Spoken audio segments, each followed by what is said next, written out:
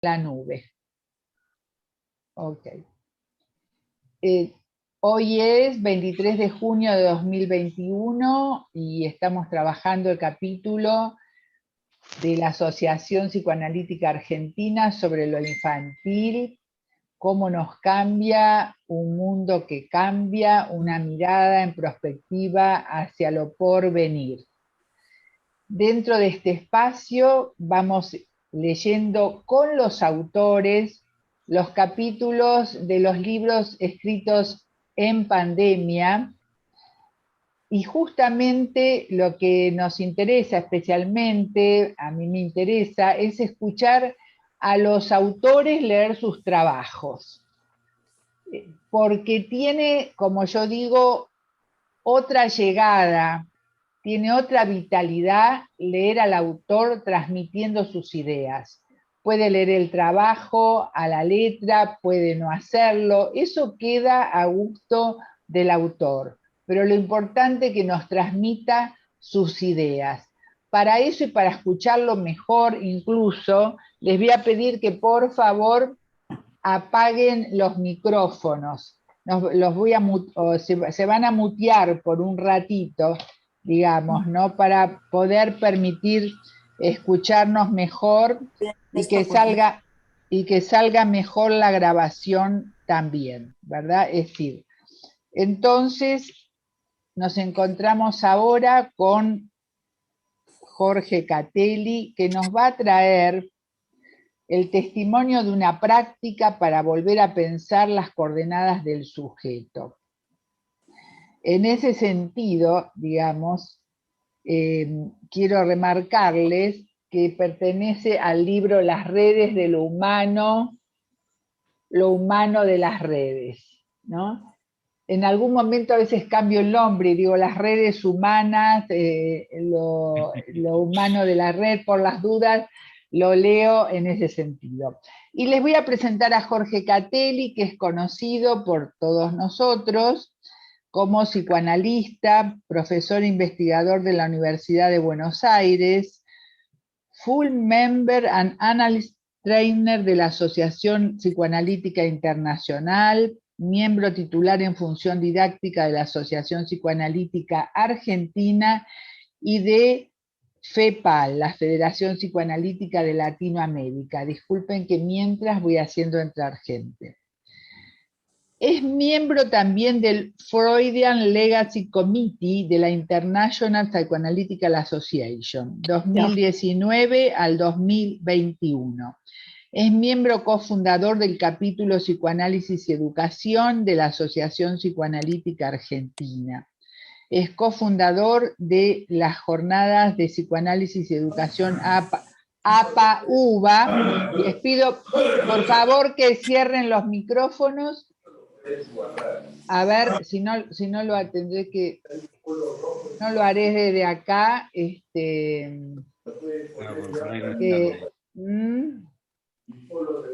Claro, porque a veces no. Ahí está, ahí ya lo silenció. Ah, perfecto. Bueno, sí, traté de silenciar lo que puedo. Es profesor, bueno, es miembro de la comisión directiva de la Asociación Psicoanalítica Argentina, profesor adjunto... En ese momento del libro... Sí, 2016 a 2020, sí, que terminó tu gestión, como terminó mi gestión de coordinadora del Departamento de Niños y Adolescentes, y de alguna manera continúo la tarea en otro día, por supuesto, con el capítulo de lo infantil que estoy coordinando, ¿no? Es verdad. Profesor adjunto a cargo de las materias Psicología Psicoanalítica y Psicoanálisis y Educación de la Facultad de Filosofía y Letras de la UBA. Es premio Baranger Mom en el concurso 2009-2010, autor de libros, capítulos de libros y artículos psicoanalíticos para revistas científicas de psicoanálisis, psicología y psiquiatría nacionales y extranjeras. Es licenciado, profesor y doctorado en psicología por la Universidad de Buenos Aires. Investigador del UBACIT. UBACIT es el órgano de investigación de ciencia y tecnología de la UBA, Ok. Sí, Desde 2012, sí, por eso no desconocía la sigla, sí. sí. Bueno, Gracias, Hilda, gracias. Está no, bien, al contrario. Sé que hay mucho más, pero a partir no. de esto y de que ya vieron el libro y su portada, vamos a escucharte, Jorge, tu trabajo de testimonio de una práctica y para volver a pensar las coordenadas del sujeto, que tiene mucho que ver con, digamos, el objetivo de lo infantil, ¿no? Que es acerca de la subjetivación, ¿no? Mm, Hacia dónde vamos, ¿no? Con la subjetivación y qué va a pasar con la subjetivación, con la subjetivización, como a veces también se dice. Así que te mm. escuchamos. Gracias, Hilda. Bueno, ante todo, muchas gracias por esta convocatoria, por esta invitación. Primero para la propuesta de escribir con autores tan ricos y tan interesantes en esta propuesta rápida. Fuiste muy rápida de reflejos. Realmente, Hilda, creo que sí, creo que es un don, ¿no? Es una cosa de capacidad que tenés que así como cohesionás a las personas y estableces lazos, creo que es una gran virtud, digamos, que no solo sos amorosa y consistente, sino que tenés buenos reflejos para estas propuestas y creo que en ese sentido fue algo muy bueno lo que empezaste a hacer con los libros, porque ya van por el quinto tomo y creo que es Sexto, ya está el sexto. sexto, qué bueno, te re felicito porque creo que es un trabajo. A mí ahora escribí una cosa que lo estoy llamando el búho de Minerva, ¿no? Un poco porque siempre uno habla con alguien cuando escribe, ¿no? Siempre, siempre. Y hoy empezamos la reunión hablando de Ferenczi y Freud, y yo les mostraba los tremendos tomos de miles de cartas que yo estoy estudiando desde hace años, y que justamente Marcos es nuestro especialista en Ferenczi, y, y ese fue uno, ¿no? Como de los interlocutores que tuvo Freud durante mucho tiempo, pero creo que uno va escribiendo y creo que en ese sentido, para mí es muy grato esta reunión, además porque me reencuentro y encuentro con gente querida, conocida, algunas personas las conozco más, otros menos, algunos de otras instituciones, otras de mi propio grupo de estudio. Me sorprende gratamente, ahora se levantó, pero que está Alicia Dongui. Bueno, cuando venga voy a comentar algo. Pero me da mucha alegría compartir este espacio que tiene algo grupal y a la vez de una intimidad que lográs, no sé si por el cariño entre las personas o por tu estilo, lográs darle algo de esa intimidad que es muy lindo para compartir las ideas de uno. Así que gracias por recibirme y por el interés en escuchar estas ideas. Yo les decía que ahora últimamente estoy escribiendo sobre el búho de Minerva, en el sentido de que hay algo que, discutiendo un poquito con algunos colegas, me decían, no, no sé cómo te lanzás a escribir, si esto todavía no ha transcurrido. Esa discusión la tuve yo también al principio, y yo siempre dije hay que testimoniar, y después escriben otra vez, ¿no? ¿Cómo? Mira, ¿Cómo? yo la corté rápido, cortita y al pie, digamos. Yo dije, mira, cuando Freud escribió la metapsicología del 15, la escribió con sus hijos en el frente, y no había WhatsApp, ni mail. Y escribió la parte más impactante, impresionante de ese corpus teórico con los muchachos en el frente, sin tener noticias y con la guerra, ¿no? Eh, con lo cual, para mí es un estímulo poder pensar eso, si bien claro que después de la guerra escribió otras cosas. Entonces yo te valoro, Hilda, esa velocidad, digamos, para ponernos a pensar y para ponerte a pensar, en algo que fue otra. Yo hoy releí un poco este capítulo y creo que yo ya pienso un poquito distinto Claro, a lo que seguro, hay ahí, seguro. pero que también parte de otra interlocución con un querido colega de otra generación que me llamó para pedirme ayuda con el consultorio, ¿no? Alicia, ahora que volviste, iba a decir que me da mucha alegría que estés acá, porque no sé cómo es que estás aquí, pero me alegra Alicia, enormemente. somos amigas.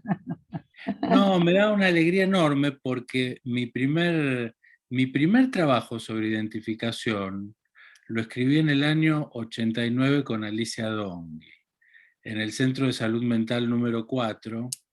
Y así que es una enorme y grata sorpresa que estés aquí. Y justamente cuando leías un poco del currículum, dijiste doctorado en psicología. Yo estoy haciendo el doctorado, soy doctorando aún.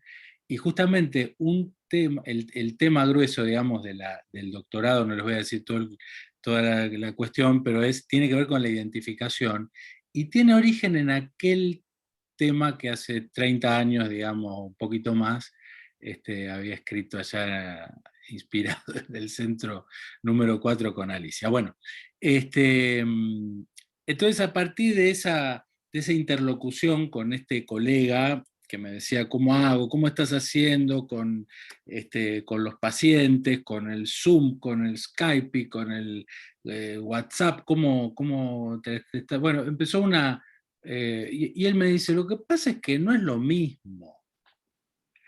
Y yo le decía, bueno, no es lo mismo. Y esto no es análisis. Empezó la eterna discusión, si era análisis o no es análisis. Bueno, le digo, pero pensemos, fulano, no les voy a decir el nombre, es un tipo muy conocido y un nombre mayor. Entonces me decía, no, yo quiero al paciente tirado ahí respirando, me decía él, ¿no? Sí, la verdad es que yo los re extraño a mis El pacientes. Claro que problema es que respire ahora, respirar es su problema. claro, un detalle sobre todo con la COVID. Entonces, pero eso dio lugar a una discusión en relación al sujeto, ¿no? Este, ¿Dónde, dónde aparece el sujeto? Yo empecé este artículo con una cita que en verdad la conocí a través de Berardi. La palabra es un virus. Quizás el virus de la gripe fue una vez una célula sana. Ahora es un organismo parasitario que invade y daña el sistema nervioso central. El hombre moderno ya no conoce el silencio. Intenta detener el discurso subvocal. Experimenta 10 segundos de silencio interior y te encontrarás con un organismo resistente que te impone hablar. Ese organismo es la palabra. De William Burroughs, del boleto que explotó, es un maravilloso libro del 67, y me parecía que iba un poquito en relación con esto, una idea, una de las primeras maravillosas ideas, temprana idea de Freud, que dice sobre el prójimo, entonces, aprende el ser humano a discernir. Preguntas iniciales sobre las que empecé a escribir, al menos va a resultar un poquito antiguo ya un año después, pero era lo que estábamos viviendo en ese momento. Y realmente, de un momento a otro, la sensación era que ingresábamos en una serie distópica, ¿no? Digna de las mejores de las plataformas de series y películas. La COVID-19 irrumpió y produjo efectos a nivel global que trastocaron la escena mundial. Día a día surgen nuevos datos, conteos de contagios, muertes en escaladas escalofriantes y las indicaciones entre contradictorias y apabullantes de quedarse en casa, no tocarse, no tocar, lavarse muchas veces las manos, mantener distancia, usar barbijos, no usarlos, usar máscaras de plástico caseras, no usarlas porque de nada sirven. Además, las últimas sugerencias del doctor Fauci, que en ese momento había anunciado: no nos vamos a volver a dar la mano nunca más. La evidente transformación política y del mundo a la que estamos asistiendo, producto a su vez de esta misma pandemia que intentan capitalizar muchos de quienes encarnan el ejercicio del poder, muestran reacciones dispares y por momentos desesperadas. Decretos y decisiones cuyas firmas son empujadas por la opinión pública, el deseo de aceptación y reconocimiento social para una suba de la popularidad, junto a videos circulantes de épicas proezas que muestran a los mismos políticos en un rictus a veces maníaco, otras presumiblemente serenos, pero con rasgos disociados que expresan terror, desconcierto o actuaciones patéticas de estudiantes de teatro de nivel inicial. Estaba enojadísimo, se ve por lo que escribí.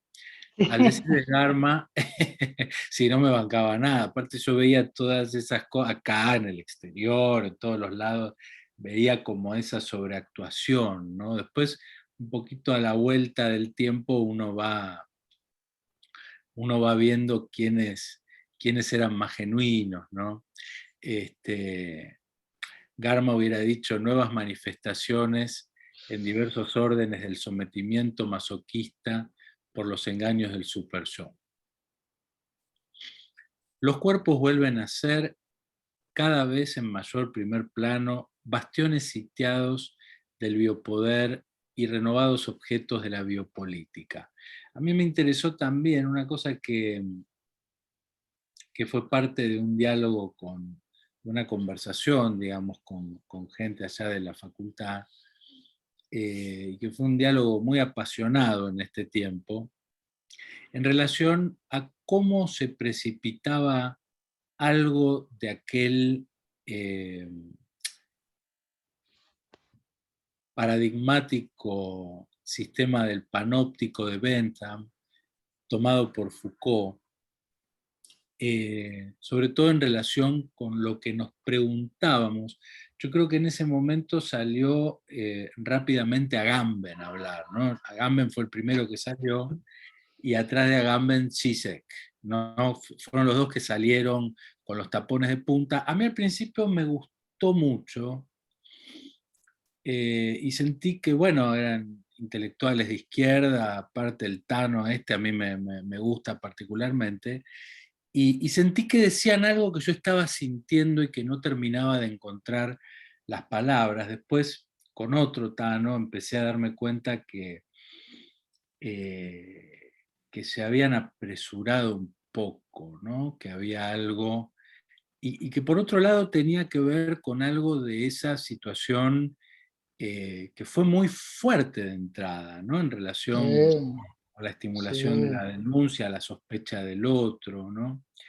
Eh, entonces, bueno, se me aparecían y me ayudaba como a avanzar un poco en lo que iba pensando, las cuestiones que tenían que ver con conceptualizaciones Foucaultianas sobre los cuerpos dóciles, que yo las asociaba inmediatamente con las órdenes contradictorias de ese extracto de super yo externalizado, ¿no? En las diversas voces de esa última verdad.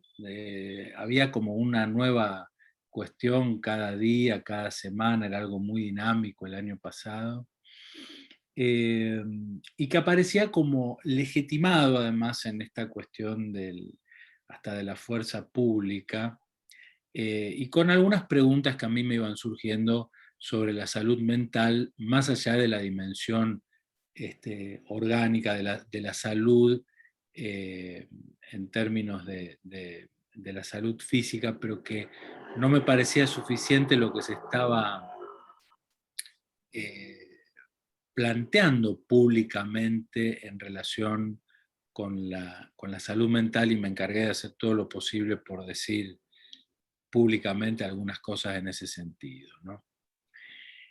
El segundo punto que traigo en este capítulo son unas coordenadas para mí que son muy básicas en relación con el sujeto, que son las dimensiones del prójimo y el semejante. No las tomé desde un punto de vista más descarnado, o con el núcleo teórico, porque me parecía que para este capítulo era como un puntito de anclaje, digamos, ¿no? Como para traer algo de estas ideas, en donde yo veía justamente, a mí me evocó mucho a lo que ocurrió en un principio en los años 80, no sé si se acuerdan, cuando surgió la epidemia del VIH, del SIDA, que el problema era de otro, o se intentó generar esa idea. Exactamente. Y acá en un principio era el virus chino, era la peste china. Eh, y a mí me impresionó mucho, me trajo rápidamente esa otra situación estigmatizante, tremenda, la peste rosa, como le habían dicho en los 80. Entonces, nuevamente surgen, ¿no?, estimulados por las estigmatizaciones, la violencia inherente al ser humano, la desconfianza ante quien está del otro lado del river, ¿no? Del river lo digo así en inglés porque así se distinguió en algún tiempo, en tiempos medievales, quién era de los propios y quién era un rival. Es decir, los pueblos estaban divididos por los ríos, ¿no? Y el que estaba del otro lado del río era el rival. La experiencia con el semejante, siguiendo los lineamientos del pensamiento de Freud, puede ser comprendido como lo que se constituye con la acción inaugural, aquella tan mentada nueva acción psíquica del 14, ¿no es cierto? La salida del encierro narcisista, el reconocimiento del otro, la empatía y la comprensión del sujeto en ciernes para dar lugar a su constitución. Pero aquella afirmación freudiana acerca del sufrimiento, donde en el 30 Freud dice nos amenaza por 3 lados, pareciera cobrar un renovado sentido en la intersección de esas 3 fuentes: el propio cuerpo, el mundo exterior y las relaciones con los otros seres humanos. Creo que ahí hubo algo de una vigencia descomunal con la que nos encontramos, de la palabra freudiana, de las ideas freudianas, y la vivencia de un cuerpo frágil, amenazado por la posibilidad de hospedar a un virus que inocula un programa informático certero y enfermante, respecto de al que hay que defenderse porque proviene de un mundo exterior peligroso, constituido justamente por los otros seres humanos que repentinamente se erigen como potenciales transmisores de la peste, cobra renovada intensidad y presencia cotidiana. La angustia que da señales, anticipándose al peligro, comienza a presentarse en un modo continuo y agobiante, y ahora un poco más alertada ante la proximidad de los otros. Es el último factor referido, los otros seres humanos, el que es planteado por Freud como el sufrimiento que quizás nos sea más doloroso que cualquier otro. Algunas ideas que vengo trabajando desde hace algunos años, como por ejemplo el tema del vecino, ¿no?, que es una palabra que usamos para designar a la persona que vive en el mismo barrio, o aquellas cosas que están cerca, aquellas cosas cercanas. Nuestro vecino es aquel que habita una vivienda cercana a la nuestra, y las ciudades vecinas son aquellas que están situadas en los alrededores de la propia. Es interesante el origen, porque en latín de vicinus, que dio lugar al voisin en francés, y en italiano a vicino, que quiere decir cercano. En alemán, desde el Mittelhochdeutsch, el Althochdeutsch, que son como evoluciones del alemán antiguo medieval, ¿no?, surge el término Nachbar, donde proviene neighbor en inglés. Pero Nach, esa primera partícula es el siguiente, el próximo. El Nachbar es el cercano, que es lo mismo que quiere decir neighbor, aquel que está a continuación, al lado. Bueno, todos sabemos los problemas que tenemos con nuestros vecinos y cuánta solidaridad también podemos tener, cercanía y lazo. Pero digo que el vecino puede oficiar de representante de ese semejante, el símil, ¿no? El que se parece a uno. Cuando uno dice qué bien parecido, que es bien parecido a uno mismo, ¿no? Porque ahí hay algo del narcisismo que refleja algo de eso que es considerado bello, en quien se reencuentra algo conocido, solidario y amable, que puede despertar el deseo de cercanía que define ese lazo social. Una dimensión de lo que Freud llama Nebenmensch. Y a mí me interesó mucho la palabra porque él podría haber usado otras. Y sin embargo usó esta, que hace referencia a algo que nosotros en español podemos decir al el prójimo o el semejante. De hecho, de una manera lo traduce Echeverry y de otra manera lo traduce Ballesteros. Pero que aprovechando esto, el prójimo podría ser aquel que uno vive como ajeno, aquel que trae eso irreductible, ¿no? De lo otro del otro, ¿no? Como esa dimensión real, si se quiere, de la pura ajenidad. Y en cambio el semejante, esa otra situación en que ese Nebenmensch es aquel que logra alguna confianza, algún reencuentro, ¿no? Freud en el 18, casi en simultáneo con la llamada gripe española, cita un trabajo de Ernst Crowley, quien, con expresiones que difieren poco de la terminología empleada por el psicoanálisis, señala que cada individuo se separa de los demás mediante lo que él llama un tabú of personal isolation, el tabú del aislamiento personal, y que justamente en sus pequeñas diferencias, no obstante su semejanza, en todo el resto se fundamentan los sentimientos de ajenidad y hostilidad entre ellos. En este sentido se puede tomar la figura del prójimo, esta es una cosa que trae, pero sí sé que lo viene trabajando desde hace mucho tiempo. Yo tomé una publicación de las figuras del prójimo del 2010, en la dimensión de la ajenidad y respecto del cual hay que aislarse, ¿no? Creo que ahí surge, no solo por la cuestión de la COVID, sino por muchas otras situaciones que hacen al odio racial, al racismo, a las estigmatizaciones varias, cómo pasar, ¿no? Un trabajo cíclico de pasar de cuidarse del otro a cuidarse con los otros, ¿no?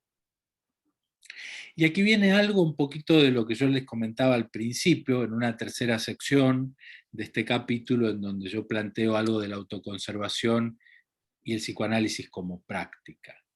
La práctica psicoanalítica no dejó de quedar afectada por la cuarentena establecida. El virus afectó también a nuestros tratamientos y en esa misma afección las diversas posiciones de quienes llevamos adelante el trabajo analítico con nuestros analizantes, con un arco tan amplio de propuestas como también de incertidumbres, desconciertos y perplejidades varias. Desde las posiciones más radicales, como les contaba al principio, pero cada vez menos, ¿no? Se plantea no poder seguir adelante sin la asistencia presencial. Al menos en ese momento yo los escuchaba bien cerca. No sin entrar en conflicto con la autoconservación más primaria y en franca expresión de una ortodoxia inflexible y o tal vez de un analfabetismo tecnológico. Todo se estaba dando en ese momento. Los cuerpos inmóviles, con la mirada apartada, recostados en el diván, son hoy los mismos cuerpos que estamos extrañando en nuestros consultorios y preguntándonos cómo poner en juego a través de las plataformas que las tecnologías ofrecen. Skype, Zoom, Facebook, WhatsApp, Hangouts y otros son hoy en día los nombres posibles de la continuidad cierta de los análisis y junto a estos las preguntas formuladas en voz baja entre los mismos analistas acerca de qué hacer o cómo hacerlo, si abrir la cámara, distraerse viéndose en la misma conversación, cerrar la cámara luego del saludo, apagarla solo del lado del analista, mantener la imagen o a lo largo de la sesión todo el tiempo, y así los más variados ensayos acerca de la imagen y la propia imagen reflejada en el tratamiento a distancia. Asimismo, el modo de escuchar desde el punto de vista tecnológico pasó a ser un punto a considerar, con o sin auriculares, con uno solo, alternando oreja a oreja por sesión para jornadas de muchos pacientes y hasta con variaciones acerca del altavoz y a la antigua, con el teléfono en la oreja, y más a la antigua aún, pero en tiempos de escasez de exigida conectividad, con la vieja línea telefónica fija, de la que en muchos casos hasta su número había sido ya olvidado. El deseo decidido del analista vuelve a producir algo de un encuentro definido por su imposibilidad, de un sujeto que no es individuo y que nunca acude a la cita, ya sea en el consultorio, por Skype o por WhatsApp.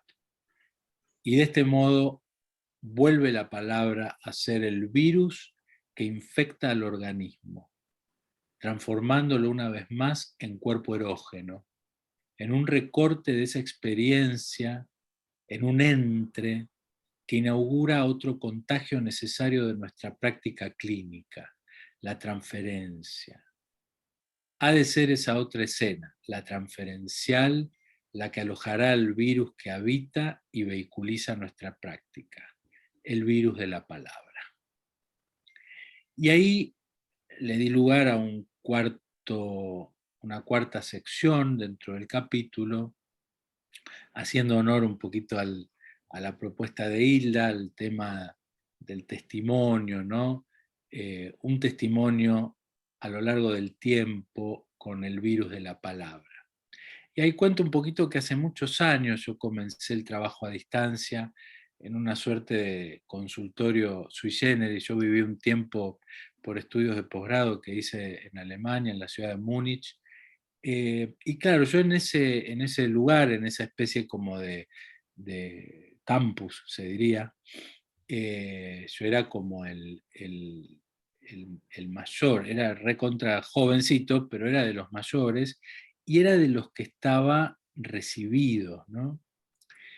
Y así entonces me había transformado, como que había cierta transferencia, porque ya era un profesional recibido y de la salud. Bueno, un día me golpean la puerta a la noche, me despiertan y me llaman y me dicen: Jorge, Jorge, por favor. Aparte había uno de cada pueblo, ¿no? Estábamos todos estudiando,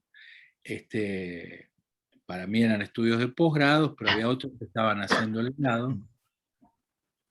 Entonces me llaman para decirme que un compañero de los seminarios, un muchacho griego, con el que nos llevábamos la verdad que muy bien, que se había encerrado y que había dicho algo así como que se iba a tirar por la ventana. Con este pibe, con este muchachito, habíamos tenido, él era hijo de unos millonarios importadores de Mercedes-Benz para Grecia y países de Medio Oriente. Y claro, los padres querían sí o sí que estudie y se forme en Alemania, que era el gran negocio familiar y que era el único que hablaba en alemán.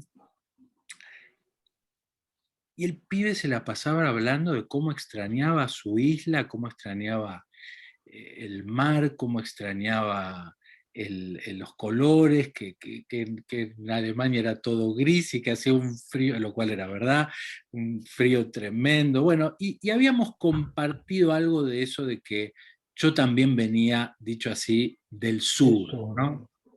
Entonces, luego de resolver algo de esa situación, de ese intento de pasaje al acto, eh, había algo como de un discurso compartido, o sea, se abrió, digamos, como una nueva puerta, en una serie de consultorio improvisado que armamos allá en Múnich, y que bueno, yo finalmente terminé lo que tenía que hacer allá y me volví a Buenos Aires. Él seguía en Alemania, y yo intenté derivarlo, y no había caso, no había caso. Le pedí a Fernando Weissman, me acuerdo, le decía, decime, Fernando, que vos... Y él me daba uno y no enganchaba, y me daba con otro y no enganchaba. Y el tipo me dice, mira, yo, aparte nos escribíamos por carta, carta en papel, ¿no? Claro, claro. Estas que se metían en el buzón, ¿viste? Sí. Entonces me dice, era la época del fax, en realidad, pero él no tenía fax allá. Bueno, nada, cuestión que él me dice que quiere hablarme telefónicamente, y y bueno, yo sentía bueno, sí, pero él me decía que quería tener sesiones telefónicas, ¿no? Y a mí me parecía que era algo que estaba como prohibido, que estaba mal, que eso no corresponde. De hecho, estaba como mal visto, era una cosa que estaba, bueno, era una cosa que finalmente le di un horario por carta que le llegaba a 10 días calculando el tiempo, una cosa increíble. Y yo le di así una hora y empezamos un tratamiento. La verdad que fue muy angustiante porque era un tratamiento muy difícil, además de que yo era 25 años más inexperto de lo que soy ahora. este, y era muy interesante, aparte era en un idioma que no era mi idioma Claro. materno, digamos, mi lengua materna, pero bueno, nada, yo lo hablaba ya muy fluidamente, y él también, y nos permitíamos, como, aparte es interesante porque tanto el acento griego como el acento español, pero argentino, en ese idioma se parecen mucho, se confunde. Te dice, ¿sos griego? Ah, no, sos argentino entonces, ¿no? Como que se parece por las consonantes y tal. Y ese fue, bueno, al menos para mí lo que fue un largo proceso, una primera experiencia, eh, que nunca se me hubiera ocurrido que iba a ser como un posgrado que yo estaba haciendo a lo que iba a ser en el año 2020, de una experiencia que, bueno, después ocurrieron distintas cosas con pacientes que emigraron en el 2001, cuando fue la otra crisis tremenda de la Sí. Argentina, que también yo la verdad que siempre lo sufrí el tratamiento a distancia, debo confesar. Yo, para mí, realmente tener los pacientes que se estaban yendo, como decía Freud, ¿no? En esa hemorragia interna de angustia, decía Freud, ¿no? En el 95. Bueno, yo no, siempre me angustia y me hace pasar la peor cuando está lejos físicamente el paciente. Eh, pero claro, iba teniendo varios pacientes a distancia, ya les estoy hablando de hace 20 años atrás, pero todo era visto, digamos, en una perspectiva de la Nachträglichkeit, puse acá en el capítulo, ¿no? De esa cosa a posteriori, como un entrenamiento para esta época que estamos teniendo. Hoy sigo manejándome con mis pacientes que viven a poquitas cuadras, como aquellos que están a varios miles de kilómetros. Nos saludamos a veces con la cámara, habiendo acordado un cierto encuadre a distancia, dependiendo de cada quien.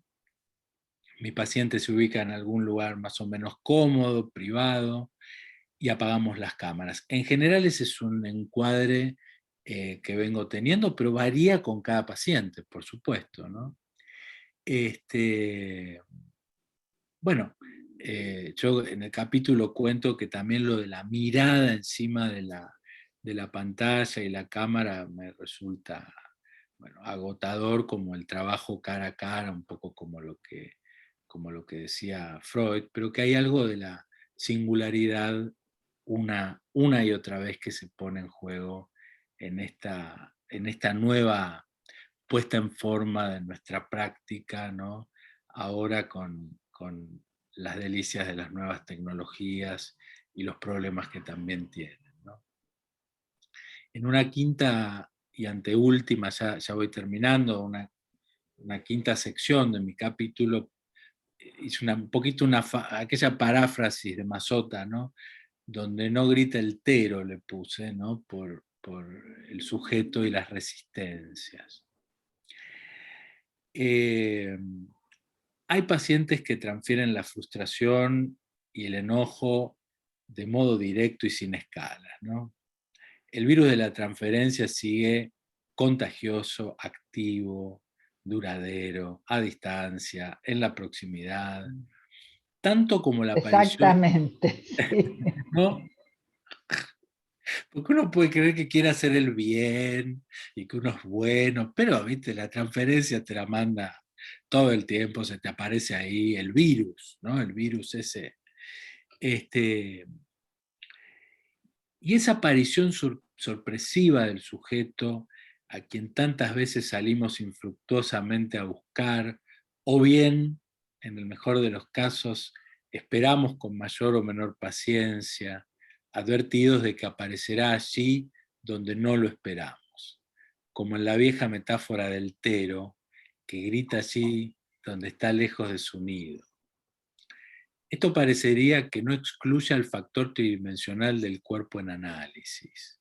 Tal vez sea esta una buena advertencia para recordar también en tiempos de encuentros presencial, a ver si todavía nos creemos que el Sí, sujeto está allí cuando viene con su cuerpo, ¿no?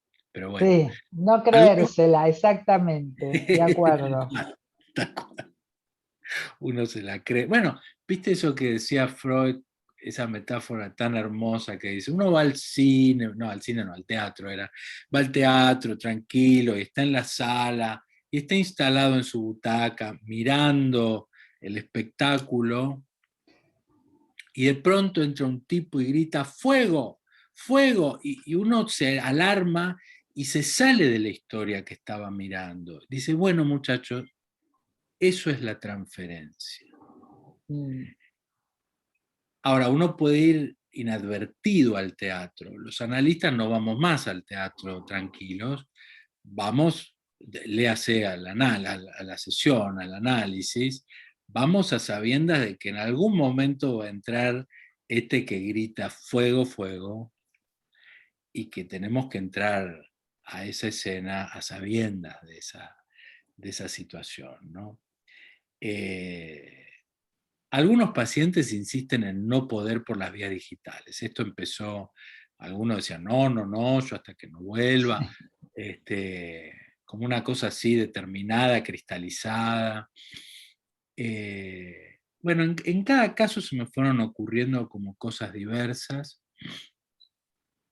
En algunos casos les he enviado un mensajito, un poco parafraseando lo del libro 16 del seminario, ¿no? De Lacan, entre la cita y el enigma, ¿no? Leyendo las últimas asociaciones escritas en el WhatsApp. Entonces, en su hora vacía,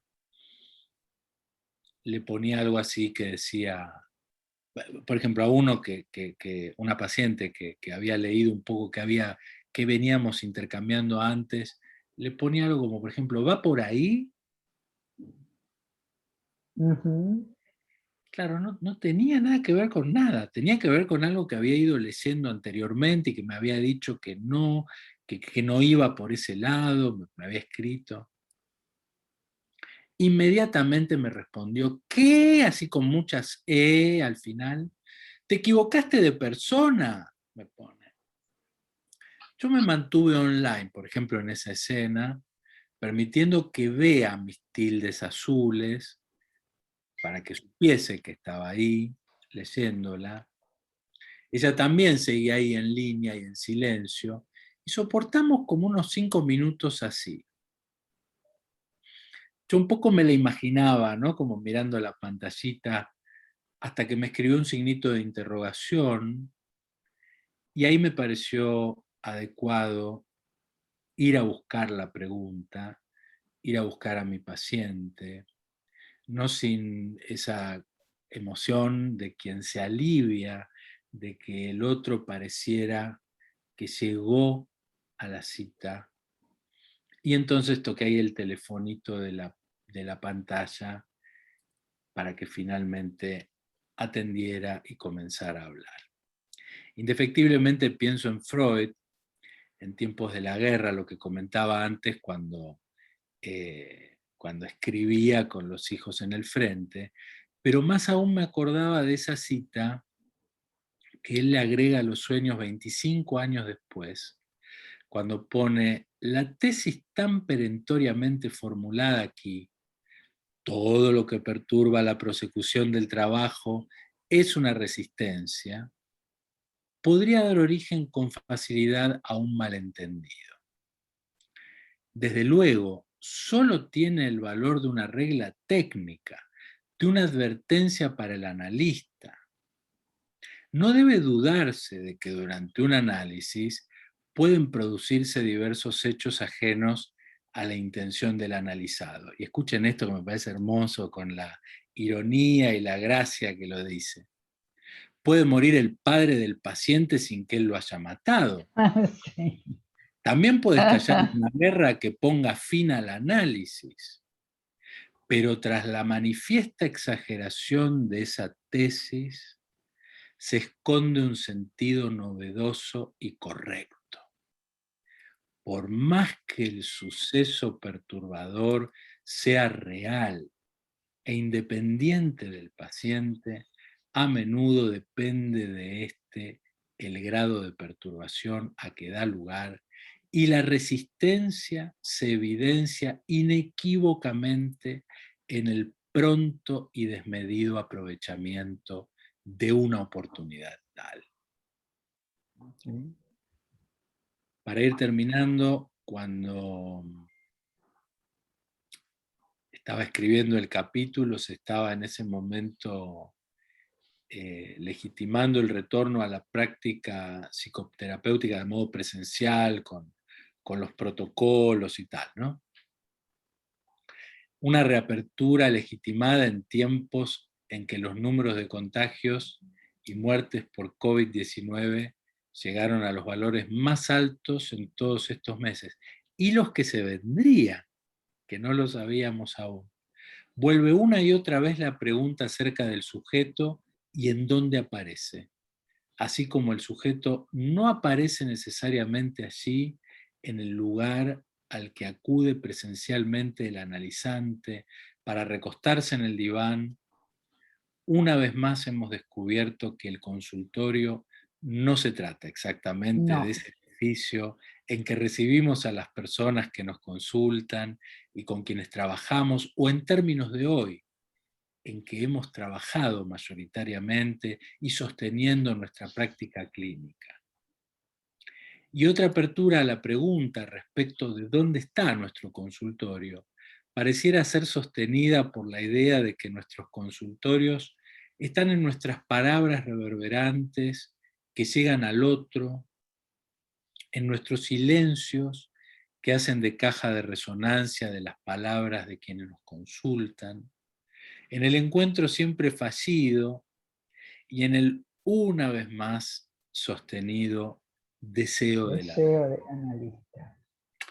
La comunicación a través de las tecnologías con que contamos se va constituyendo en una posibilidad de escribir una nueva narrativa histórica que luego de estas restricciones tal vez pueda ser un hito de reconocimiento de la significatividad de la palabra plena. Cada mensajito de WhatsApp, cada señal del otro, adquiere un valor ignorado previamente, convoca a una comunicación responsable de sostenimiento del lazo social para evitar la ruptura de amarras simbólicas, la retracción libidinal, en la expectativa de generar un nuevo encuentro. La emergencia sanitaria a nivel global nos obliga a pensar más allá de la banalidad cotidiana y volver a preguntarnos acerca de cosas que pasaban permanentemente por alto en la agitación de la vida cotidiana. Sin embargo, la apuesta, y creo que hay una apuesta en este trabajo, en esta búsqueda de testimonios por parte de todos ustedes, ¿no? Con Hilda, de todos nosotros, ¿no? Podría ser pensada como tal vez un exceso de optimismo, pero la hago en relación como si uno pudiera imaginar el día después, luego de todo esto que ya quedó un poquito atrás, ¿no? De cantar desde las ventanas, luego de aplaudir desde los balcones, cuando nos volvamos a abrazar con fuerza, creo, junto con Freud, y cito a Freud en el 16, que si fuera necesario, lo construiremos todo de nuevo, y quizás sobre un fundamento más sólido y más duraderamente que antes. Y agrego, para nosotros, para nuestros hijos, para nuestras generaciones venideras y para nuestra humanidad toda. Creo que esa es una responsabilidad que tenemos los psicoanalistas, al menos de intentar alguna apuesta en lo que nos cabe. Muchas gracias. Muchísimas gracias, realmente, Jorge, estamos todos muy impactados y agradecemos tu generosidad en la presentación, todo lo que nos fuiste dando, y realmente me pongo muy contenta de haberte insistido en presentar. En la mayoría de los libros yo hago referencia, ¿no?, a la problemática de la arrogancia, la omnipotencia y la desmentida de muchas declaraciones que se hicieron al principio de la pandemia y durante la pandemia y que se siguen haciendo, ¿no? Es decir, en tiempos de la peste, a nivel internacional, ¿no? Por supuesto, basándome en la conceptualización de Bion, de lo que dice de la arrogancia, la omnipotencia y la omnisciencia, y donde realmente tuvo crueles consecuencias esos posicionamientos. Por eso pensé que desde nuestra práctica era muy importante poder transmitir cómo hacer, digamos, lo posible desde lo que parecía quizás imposible. Y cómo el psicoanálisis, como vos lo decís también acá, lo reafirmás, y yo lo sostuve a lo largo de los 6 tomos por los que vamos, y aparte hay otro más que es en Europa, que es sobre que escribí con un grupo sobre las consecuencias del cambio climático como un desafío para el psicoanálisis. De todo eso que se desmiente, ¿no?, de la omnipotencia y la desmentida, que tanto daño ha causado y las consecuencias que tiene, y que por lo que me pareció súper, digamos, para mí, desde como un hecho seleccionado, desde mi vértice, subrayar que el psicoanálisis está encuadrado en la mente del analista, de un analista que pueda alojar un paciente con una escucha empática, atenta y también afectiva, ¿no?, que ahí se aloja el análisis. Después adquirirá las formas que las posibilidades de cada uno y de cada paciente en el vínculo con su analista pueda tener. Después aparecerán los distintos escenarios, pero se aloja en la mirada del psicoanalista y en el deseo, como vos decís, del psicoanalista, ¿no?, de poder albergar la angustia del paciente y de poder acompañarlo en ese tránsito. Y el tránsito que estamos haciendo en estos 2 años es muy difícil porque hay muchas muertes, hay muchas pérdidas en las cuales ni siquiera pudimos encontrarnos para participar de alguna manera de esos duelos. Hay muchos duelos que quedaron congelados, hay muchas separaciones muy dolorosas, hay, digamos, muertos que se murieron en la total soledad, y todo eso deja marca y no se puede desconocer, y no se puede uno dar el lujo de esperar luego la experiencia, porque no sabemos cuándo va a ser ese luego, cuándo va a llegar, cuántos años falten todavía para olvidarse, entre comillas, digamos, de la pandemia como tal, ¿no? Yo, perdón que intervenga, pero en el virus muta y la pregunta acerca del virus muta y si nosotros mutamos, me permití, digamos, poner una frase, bueno, alguna mía, pero esa la leerán cuando tengan el libro. Pero pongo una frase de una bióloga que se llama Lori Garrett, que en el año 1994 escribió su libro La próxima plaga. Y dice así: sin equidad, las batallas pandémicas fracasarán. Los virus simplemente recircularán y quizás sufrirán mutaciones o cambios que inutilicen las vacunas, pasando por las poblaciones desprotegidas del planeta. Esto está en el 5º tomo, y esto es algo que también estamos vivenciando ahora. O sea, que esa arrogancia, esa omnipotencia, quizás obedeció a una especie de defensa, de mecanismos maníacos para negar una, digamos, una dimensión aterradora que nos ofrecía el virus, y que al principio la primera reacción es la negación, ¿no?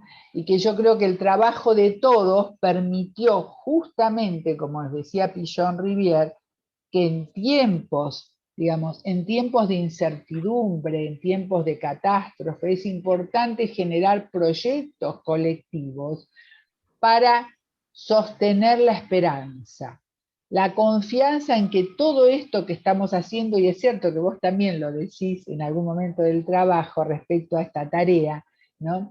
Que sí, está dirigida a que la confianza en trabajar grupalmente, en reunirnos, en pelearnos, en todo lo que pasa en los grupos, pero de alguna forma sostiene la esperanza de una subjetividad posible en momentos en que está tan amenazada por las distintas maneras que tenemos que enfrentar de relacionarnos, de acompañar a los enfermos que no podemos, de acompañar en los duelos. Todo eso, ¿qué se hace con todo eso y cómo la subjetividad queda afectada? Así que te agradezco muchísimo. No, soy yo el agradecido. La verdad que me encantaría escuchar si tienen comentarios. Sí, ahora abrimos a que todos participen como habitualmente. Me voy a fijar, hay muchos agradecimientos en el chat, y realmente me gustaría eh, escuchar a los que quieran participar, porque siempre es un grupo, además, que acompaña con su participación y con su interés, y nos venimos acompañando desde marzo del 2020. Así que aproximadamente. Así que bueno, espero no equivocarme. Si hay alguna mano levantada que no vi, me lo hacen saber. Pero Jorge Cantís, te escuchamos. Bueno, hola Tocayo, bueno, un placer ¿Cómo estás? escucharte. Bien, gracias Hilda por este espacio que siempre es muy enriquecedor. Me quedo pensando en el eje de la coordenada, que vos hablas del prójimo como dimensión de la genidad de la coordenada. ¿Cómo trabajaríamos el fracaso del identificatorio, aquello que a lo ajeno se vuelve propio, se vuelve conocido, ¿no? Entre la negación y la desmentida? Me quedo pensando en esto de la transferencia entre el virus y el paciente, si también lo que conviene como analistas, que lo que fui trabajando mucho todo este tiempo y en este segundo año pandémico más, es cuál es el vínculo que tiene el paciente con nosotros y lo con la tecnología. Me parece que es clave, porque ¿Puedes muchas repetir lo veces... anterior que no entendí? ¿Qué cosa con la tecnología? Claro, ¿cuál es el vínculo? El vínculo que tiene el paciente, especialmente en aquellos pacientes nuevos que empiezan en pandemia, que no los conocemos presencialmente, donde no hay transferencia previa. Hay pacientes que me dicen, aunque sea una sola vez lo quiero conocer, y después hacemos virtualidad. Esto me ha pasado más de una vez. Pero independientemente de esto, es ir viendo ¿qué le pasa? ¿Cuál es el vínculo que tiene aquella persona de acuerdo a la generación y a la historia? ¿No? Los que trabajamos en docencia, yo hago mucha docencia, así que tuve que adaptarme a muchas plataformas, no solamente al Zoom, a plataformas extrañas que tienen las universidades muy complicadas. Entonces me quedo pensando en esto, ¿no? Si cómo trabajar también qué le pasa al paciente con la tecnología, ¿no? Porque algunos se sienten más cómodos con uno o con otro, y cómo acompañar a ese paciente a esa tecnología y ese vínculo. Muchas gracias. Bueno, muchas gracias, Jorge. Yo les pido que sean, y después está Marcos Tabachnik. Y después, Mariana, ayúdame si hay alguien más que no veo. ¿Mariana es la genia de las actas?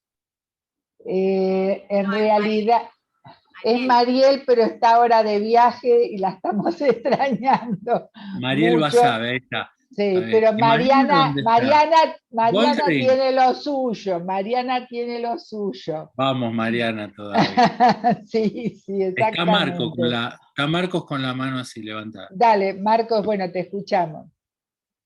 Bueno, primero felicitarte, muy buena la ponencia. Gracias.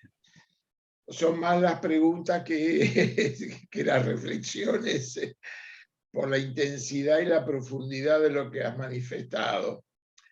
A mí me quedó pensando, o me dejó pensando, esto del tema de la subjetivación, obviamente ligado, como hablábamos antes al comienzo, de Ferenczi como el primer subjetivista, ¿no?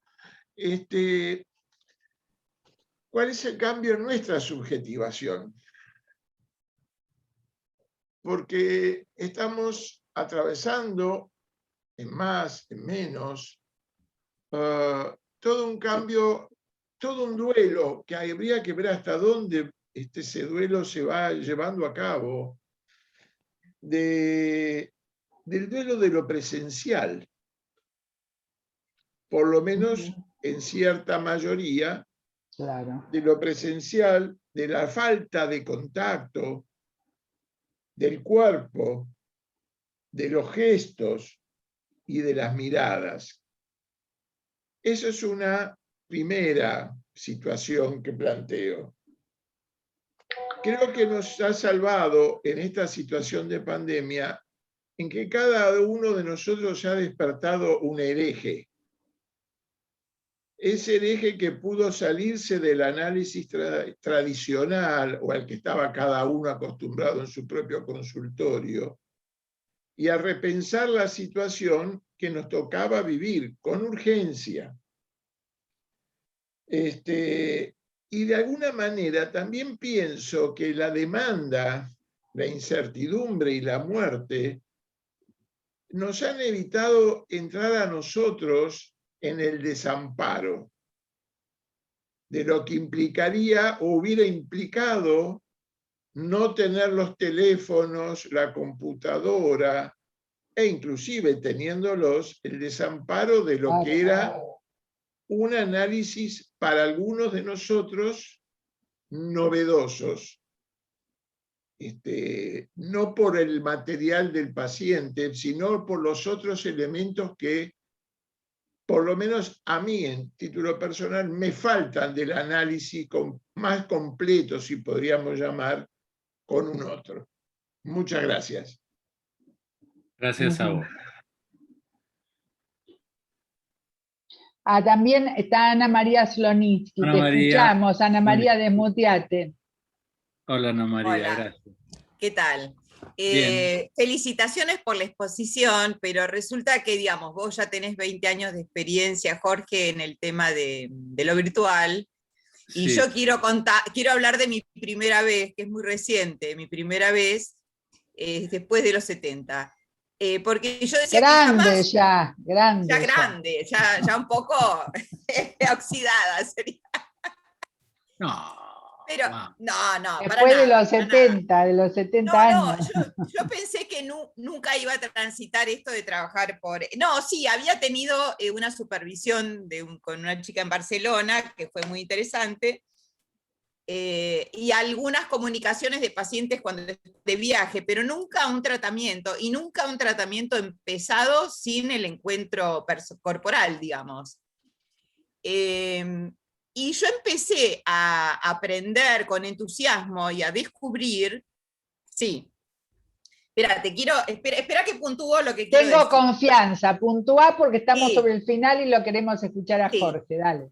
Herramientas, por ejemplo, con los adolescentes se me abrió un panorama nuevo, jugar al ahorcado, me mandan cartitas, me mandan fotos y videitos que colaboran, o sea que empecé a encontrar un enriquecimiento, todo lo contrario de un empobrecimiento, un enriquecimiento total en el uso, en términos de Winnicott, el uso del objeto.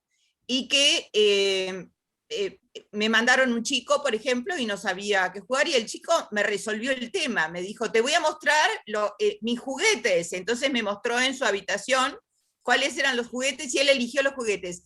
Y para mí eso era algo insospechado, y digamos, yo estoy viviendo un enriquecimiento. Por otro lado, empecé a trabajar excesivamente, y ahora voy a tener que replanificar la distribución, o sea, esa fue la contra.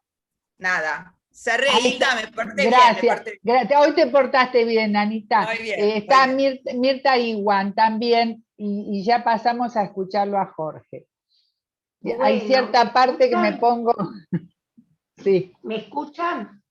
Bueno, Sí, sí. quiero felicitarlo a Jorge. Creo que su ponencia fue como una clase magistral. No cabe duda que es un muy buen docente, ¿verdad?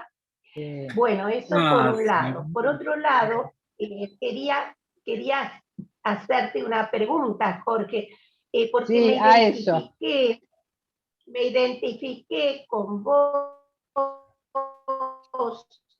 en el final del texto, donde haces una apuesta al día después y decís, tal vez esa apuesta también pude participar de los libros de Hilda, también siempre cerrado con esa apuesta, refiriéndome a la humanización, a la sensibilidad, a la solidaridad, etc. En estos últimos tiempos hemos presenciado, y en plena pandemia, enfrentamientos políticos entre líderes de las grandes potencias, inclusive enfrentamientos armados.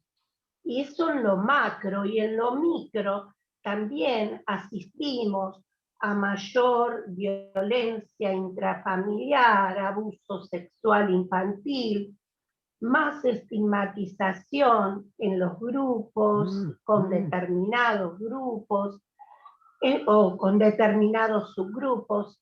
Entonces, la pregunta es, ¿cómo te encontrás ahora con esta apuesta?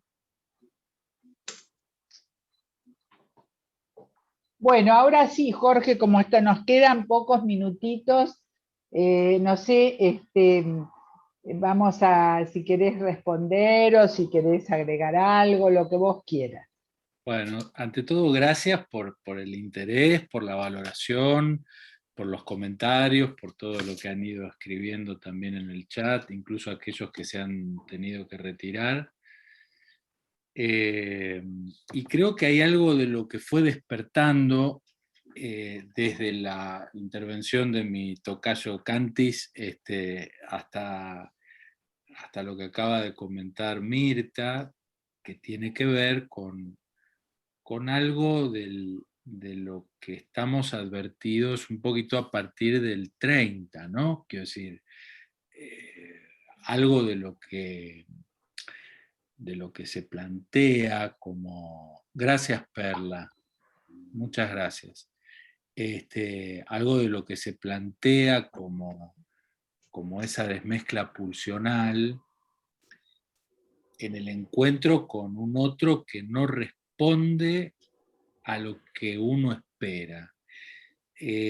Yo creo que algo de esa situación que involucra tanto a las grandes potencias como a nuestro vecino, como a los líderes mundiales, tanto como a dos amigos que se pelean por una pavada. Sí, exactamente. Es como si trajera un poquito el germen de eso que en 1895, bueno, y gracias a Marie Bonaparte conocimos como el proyecto. Quiero decir, gracias a eso que fue nombrado como el complejo del semejante, de ese infans, de ese ser humano en ciernes, que lidia por reconocer esa fuente de alimentación que podemos pensar que podría ser el pecho o podría ser el biberón. Alicia Sapo, un cariño grande. Gracias, gracias por haber estado, Alicia. Creo que en ese sentido,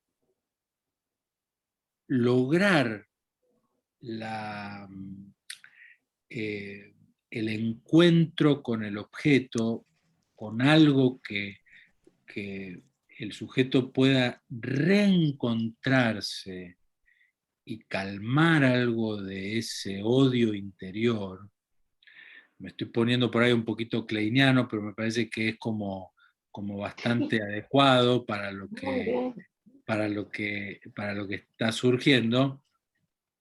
Me parece que es algo que a nosotros analistas nos sorprendió, nos agarró de sorpresa. ¿Cómo reconocer a mi paciente como un semejante cuando no lo tengo como lo tenía cada vez? Cuando no toca el timbre, cuando me llega la llamadita o el aviso de que está en sala de espera, y es construir una nueva posibilidad, yendo ahora sí a la pregunta de Marc, con respecto a cómo pensar cambios en la subjetivación. Yo diría que más que en la subjetivación, voy a hacer una pequeña digresión ahí, Marcos, con otro concepto, que es el de la subjetividad. Es decir, me parece que hay algo de la subjetivación que no va a sufrir graves modificaciones porque nos va a salvar la filogenia en ese sentido. Quiero decir, si Margarita Slack, gracias Margarita. Digo, me parece que hay algo que por supuesto, y acuerdo con vos Marcos con respecto al tema del duelo, ¿no? Como el duelo de la presencialidad, el duelo por el contacto, va a ser algo que estamos transcurriendo. Creo que lo dijiste un poco, Marcos, porque está ocurriendo además. Pero me parece que hay algo también, junto con esto, que revela otro término que vos trajiste, Marcos, que es el desamparo, como si fuera desnudar ahora una vez más, y a la luz de esta situación, esa fragilidad, esa vulnerabilidad que tendemos a olvidarnos todo el tiempo, que somos una pobre miseria perdida en el medio del universo. Claro, exactamente, eso es lo que estamos demostrando con los libros. Entonces es como si yo dijera, bueno, el desamparo. Ahora, lo que sí creo es que la subjetividad como modos de dar, ¿no? Creo que hay algo de la subjetividad como conceptualización en términos de modos de darse del sujeto, hay algo de una modalización ahí que creo que sí, que responde a un tiempo histórico, a una época, responde a un momento en donde no es lo mismo atravesar una pandemia con las tecnologías con las que contamos hoy, que atravesarla con la radio a galeno, o sin nada, ¿no es cierto? Es decir, ahí hay algo de la subjetividad que tiene un modo de darse y de pensarla en relación con la época, en relación con nuestro tiempo. Pero creo que en este sentido, evidentemente, nos estamos encontrando con fenómenos que responden a lo que vos trajiste, la subjetivación, vuelvo ahí, y fenómenos que van a implicar nuevamente un trabajo elaborativo con un fenómeno nuevo. Gente que ahí está diciendo algo. Sí, Susana Martínez, que le cuenta. Susana Martínez, gracias por la generosidad, de nada, de compartir tu forma de trabajo analítico en pandemia. Es un desafío para los psicoanalistas. Los rituales tradicionales ya no resultan útiles. Nunca, pero ahora menos. El gerundio, ir viendo, construyendo, tal cual. El elogio del gerundio, digo siempre, está más vigente que nunca. El encuadre mudo de Blecher ha gritado: la atención flotante y la asociación libre debimos recuperarlas, tolerando la incertidumbre y los temores. El encuadrante invariante es el interno. Sí, ese encuadre invariante y flexible para poder alojar al sujeto y bancarnos a nosotros mismos, muchachos. Bancarnos a nosotros mismos. Claro. Yo no podría decir que estamos en el mismo barco, porque una vez le dije a una colega socióloga, le dije, y bueno, estamos todos, yo un poco así, en una conversación informal, le dije, estamos todos en el mismo barco, fulana. Y ella, como si me hubiera dado un cachetazo, me respondió, no, no estamos en el mismo barco. Algunos estamos en un yate, otros están en un transatlántico, otros en un botecito y algunos abrazados a una tabla tratando de no ahogarse. Y es verdad que hay algo de esa diferencia en la que nos vamos ubicando y vamos estando, no solo por los condicionamientos sociales, económicos, sociopolíticos y geográficos, sino también por el capital subjetivo, el capital simbólico, el modo de anclaje y las amarras con las que se precipita nuestra subjetividad. Así que creo que tenemos más preguntas que respuestas. Disculpen si puedo articular preguntas más que dar respuestas cerradas, pero a mí lo que me dicen me va estimulando. Hay algo de Ana, que lo último que trajo Ana María, que a mí me ocurrió curiosamente que con los niños, yo trabajé los primeros 15 años de mi práctica clínica fue con niños, exclusivamente con niños y adolescentes. Y después, siempre digo que se ve que cuando tuve mis propios niños, empecé a dejar de atender niños. No sé muy bien qué fue ocurriendo, y empecé a atender a los niños más grandes que volvían, pero ya eran señores grandes. Pero tengo algunos púberes en tratamiento que, bueno, yo trabajé mucho tiempo con autismo, también ahora ya no se dice más así, pero bueno, lo que antes le decíamos como autismo, psicosis, y tengo algunos pacientes psicóticos con los que fue francamente un fracaso el trabajo.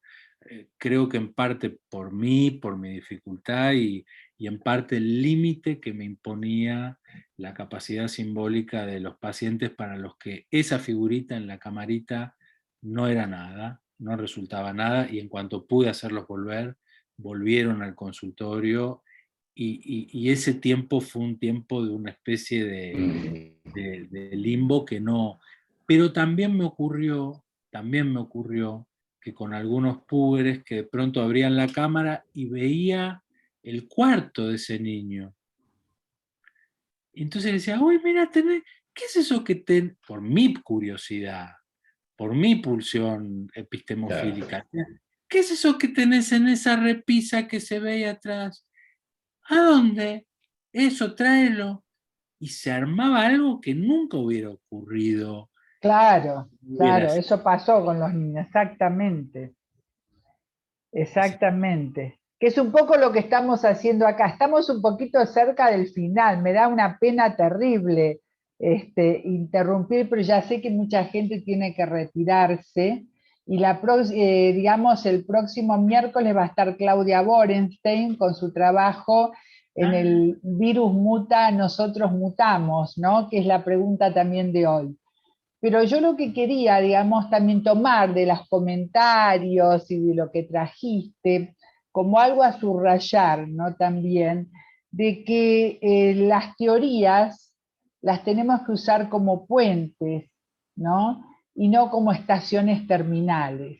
Por eso cuando dijiste, podés hablar de Klein, de Bion, de Winnicott, todos bienvenidos, de Ferenczi, de todos, Lacan, decía, las teorías son puentes y no estaciones terminales, ¿no? Que nos permiten atravesar, digamos, que es un compromiso, ¿no? Como analistas, tenemos que utilizar las teorías como puentes para poder atravesar a territorios nuevos de descubrimiento. Y hay algo que vos traes en toda tu presentación y que atañe a los objetivos de los libros, que justamente, que por ahí también creo que Susana Racine, que alguien hizo mención, que es cuál es el destino de la subjetividad, digamos, en general, de los pacientes y la nuestra, ¿no?